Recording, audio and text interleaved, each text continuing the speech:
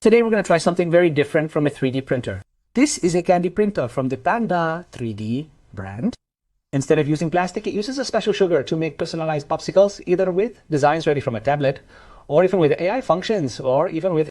One interesting thing is that it doesn't seem to have an age restriction on the generation of designs. And I have to censor this.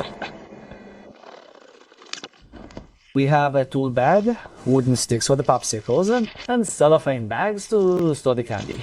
Wow, I think this is one of the prettiest printers I've ever seen. It even looks like it has little eyes here, like Eve from the movie, WALL-E. It's very cool, and it came with this magnetic accessory. I think you stick this here, and then it puts its little sign here, and that way the machine announces itself, hey, this is where we print candy. Let's move this over here.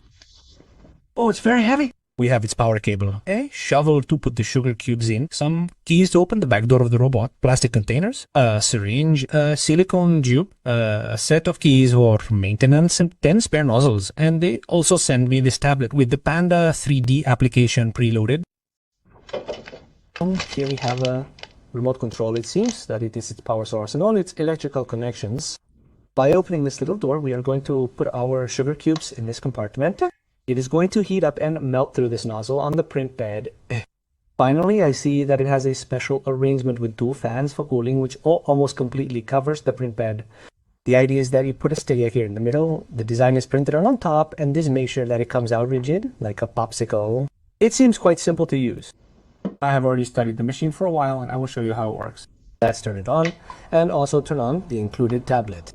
And it turns out that the control was to change the color of the little robot. You have several options. There you choose the one you like the most. You just have to activate a connection, which is here on mobile networks. Personal Wi-Fi zone. You activate this box. Open the Panda 3D application that comes pre-configured. Press this button and here you enter a password that they give you. Reconfirm. And it gives you access to the movement of the extruder in the bed as well as the temperature settings. Here we are increasing the temperature by 10 to reach 135 grados where the maltose melts. They sent us this one in yellow and this one in green. You have to be patient because it responds a little slowly and gradually increase the temperature. You open this little door and put a wooden stick here, which helps you stop the door and also the acrylic gate. We are going to put a few lumps.